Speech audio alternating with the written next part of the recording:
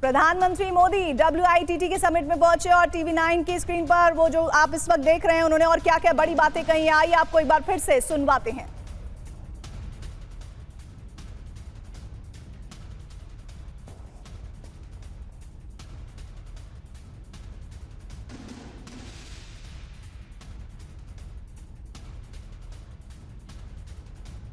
तो कोई भी देश युद्ध के दुष्प्रभाव से दूर नहीं है। जंग के हालात में प्रधानमंत्री का WITT के मंच पर संबोधन और क्या कहा प्रधानमंत्री ने, आइए सुनिए।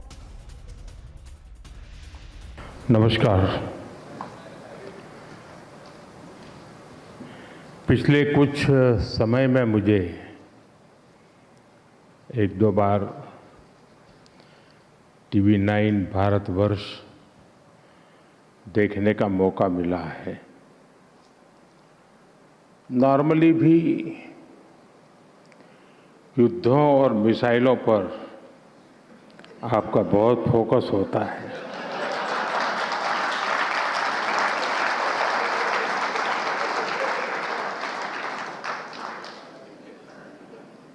और आजकल तो आपको कंटेंट की ओवरफिलिंग हो रही है।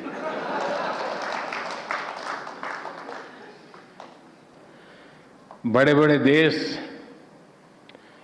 TV9 को इतना सारा कंटेंट देने पर तुले हुए हैं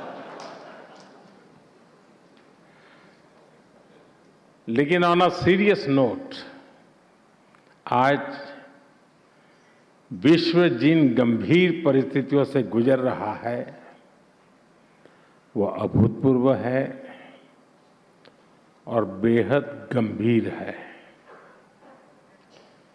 और इन स्थितियों के बीच आज TV9 नेटवर्क ने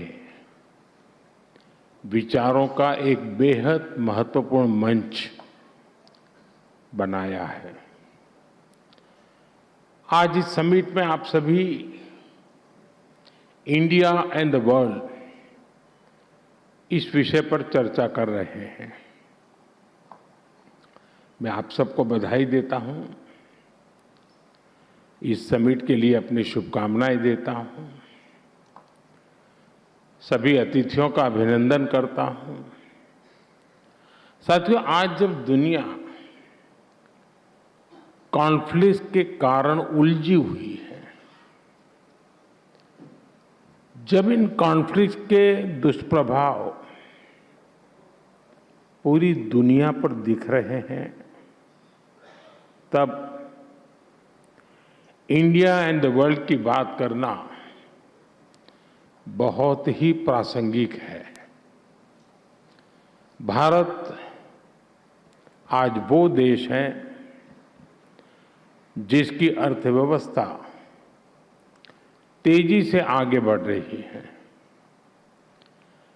2014 के पहले की स्थितियों के पीछे छोड़ करके आज भारत एक नए आत्मविश्वास के साथ आगे बढ़ रहा है। अब भारत चुनौतियों को टालता नहीं है, बल्कि चुनौतियों से टकराता है।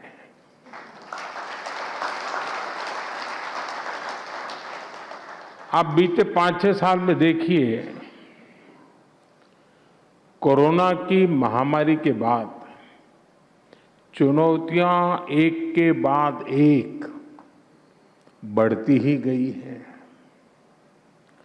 ऐसा कोई साल नहीं है जिसने भारत की, भारतीयों की परीक्षा न ली हो। लेकिन 140 करोड़ देशवासियों के एकजुट प्रयास से भारत हर आपदा का सामना करता हुए आगे बढ़ रहा है।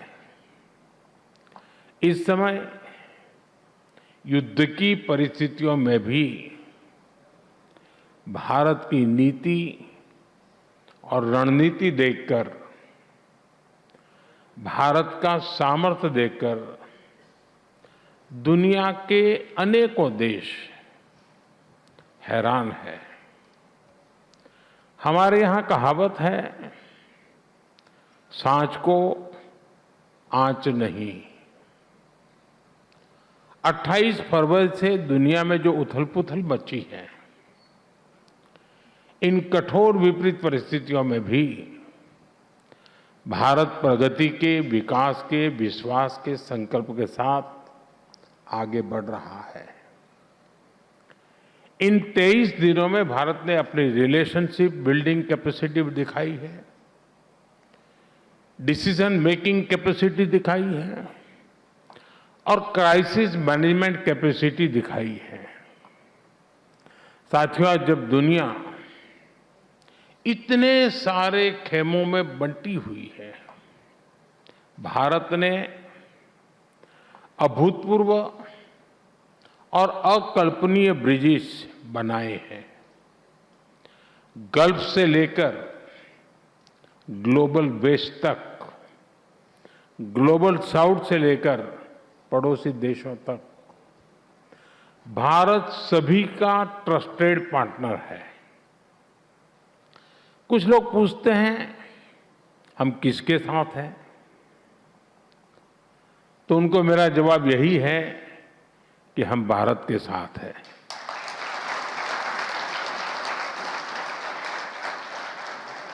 हम भारत के हितों के साथ हैं, शांति के साथ है, संवाद के साथ है।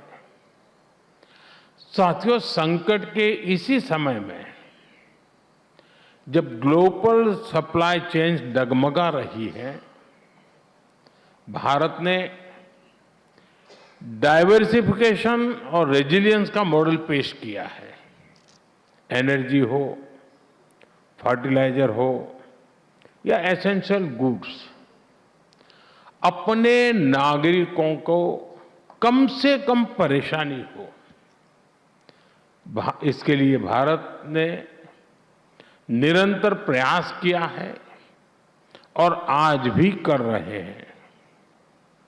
साथियों, जब राष्ट्रनीति ही राजनीति का मुख्य आधार हो, तब देश का भविष्य सर्वोपरि होता है। लेकिन जब राजनीति में व्यक्तिगत स्वार्थ हावी हो जाता है, तब लोग देश के फ्यूचर के बजाय अपने फ्यूचर के बारे में सोचते हैं। आप जरा याद कीजिए, 2004 से 2010 के बीच क्या हुआ था। तब कांग्रेस सरकार के समय पेट्रोल, डीजल और गैस की कीमतों का संकट आया था और तब कांग्रेस ने देश की नहीं बल्कि अपनी सत्ता की चिंता की। उस वक्त कांग्रेस ने